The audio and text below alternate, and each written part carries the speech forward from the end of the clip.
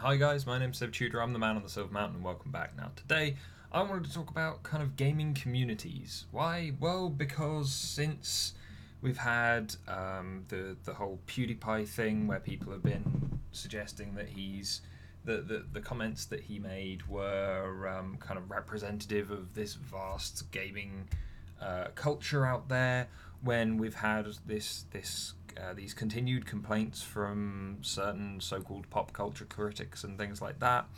The Escapist put out an article the other day called what was it? Um, Gamers are still dead, y'all, something like that, where they threw identity politics into the mix, and it didn't really sit well with me because it didn't make an awful lot of sense to me. The way that they were trying to put their ideas forward. And then on top of that, like not so long ago, we also had a very prominent game developer. We had Blizzard coming out and addressing the. You had Jeff Kaplan from the Overwatch team putting out a developer update or a developer vlog or whatever about playing nice and playing fair, and like contributing to a better environment within the game space that they're creating.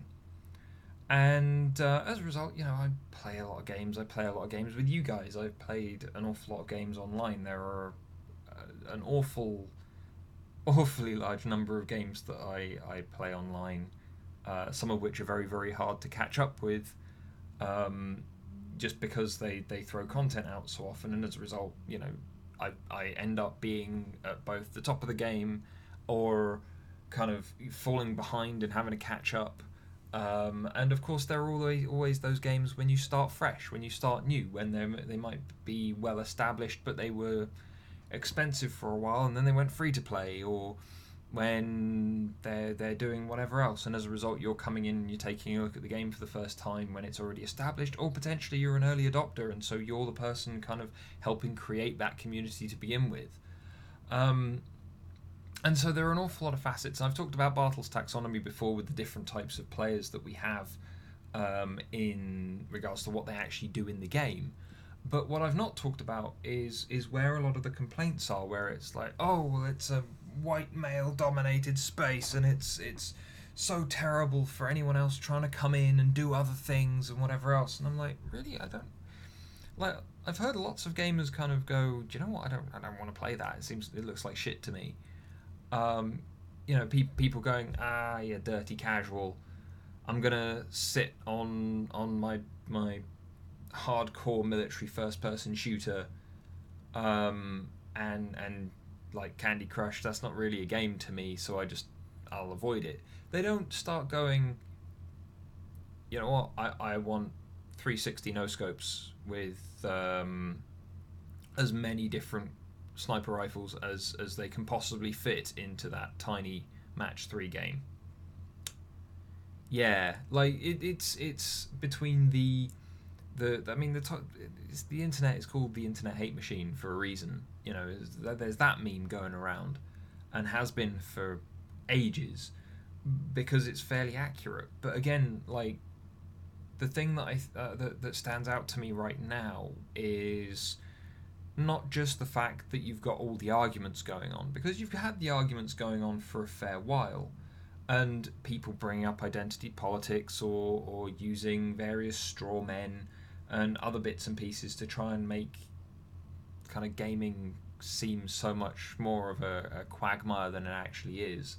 But then also you've got the two distinct kind of attitudes towards community that game developers seem to have, where with some games, two that spring to mind kind of very easily off the top of my head are Overwatch, because they put that video out and they've made a point of addressing it directly in a message to the players. But also Warframe as well, another game that I think does community very well because of the attitude that they kind of build into the game of kind of protectiveness, cooperation, working together, having a system that supports that, and also having a really great kind of community team who, headed by Rebecca Ford, who is pretty much, there are some people that don't like her, but for the most part she is universally appreciated by the community at large in various different ways, and she's one of them. She enjoys the game, she invests in the game, she plays, and so as a result, she very much sits well with the kind of people that they have taking on board the game, digesting its content and contributing to the community. But then you've got the ones that don't do it so well, and that kind of leave things very open, because of course things like the ESRB don't, classifications for games that they put forward don't kind of include the ratings for interactions that you will have with people in the game. And so as a result, taking a look at it, you've got some games that have gone from being really great communities to being really bad ones because of changes to their community team, being changes in philosophy, systems within the game not working out very well. And I'm sure this plays into the Guild Wars videos that I'm still working on. This plays into some of the other things that I've talked about on this channel before, and so as a result, though, the toxic element tends to be in the moment, and it's in part, I feel, due to the environments that this is coming across in. Like, I wouldn't expect to find much in the way of toxicity in, I don't know, a player hub in Warframe on one of the relays, or if I was just stood around in a city in something like World of Warcraft, then I wouldn't see any of it. I wouldn't see any of it in the open world, in large open world games. But it's when you start either forcing people to rely on each other or forcing people to be in competition with each other that the toxicity comes out, be it in the forms of very narrow metas, be it in the forms of being overly elitist and selective for certain content, putting in difficult, pointless gates to prevent people from playing the game and enjoying the experience that they want. Those things are things that the game developers have either have to put in or choose to leave out, that kind of play into the community thing. But again, you've got that attitude of where you either address it, you communicate with your players, you work around it, and you work around it well, or you've got the people who purely want praise for their game and who see the game as being removed from the community in a lot of ways. So the haters are going to hate anyone that's disagreeing with us is just a hater, when no, they might be providing legitimate criticism, or they might be hating. But then that ignorance, it's the suppression that then drives them to greater lengths to try and make themselves be heard, which eventually potentially also leads people to being driven away from the game, when potentially that person would have been enriching the community had they just been listened to and had there been a dialogue. And so coming back though to the in the moment kind of abuse and crap that gets thrown at you in play, when the players are in competition, when they are in having to rely on each other, and the weak link in the team might then get a lot of flack. It's a tough situation to try and deal with, but at the same time, it's different from genre to genre of games. And so then seeing articles like the ones either around PewDiePie's comments, or where the gamers are dead. It's you're trying to kind of throw out so much and cause so much damage to communities that otherwise have no interest in really tackling or interacting with you on almost moral grounds, more so than anything else, when morality doesn't come into it. If people want to buy a game, they'll buy a game. If people want to play a game, they'll play a game. If you want to see a different kind of game be played, then look for it, and if it doesn't exist, then see if there's a way for it to be made. See if you can get that. You know, it's a thing that stands out where you've got an awful lot of these really innovative and interesting games coming from people who were just like, there wasn't a game out there like that, but I wanted to play it, so we went and made it.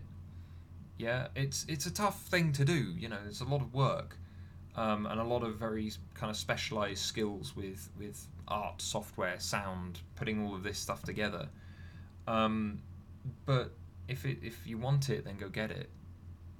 And so the people who are complaining, throwing all this stuff in, like, I would imagine that a lot of those people either don't play that much, are very sensitive, and in some cases, yeah, there are real problems with the game, with the community, with the way it's all managed. But again, there's nothing to say that kind of developers and community leaders within those kind of community managers and people like that have to adopt best practice. They're able to do what they want. The way to tackle that is to try and be the example of what you want to see. You know, be the change you want to see. And then beyond that, the only other thing that can really put pressure on a developer to make changes like that is, quite frankly, to either speak with your money or voice your concerns in such a way that you are able to gain support for it.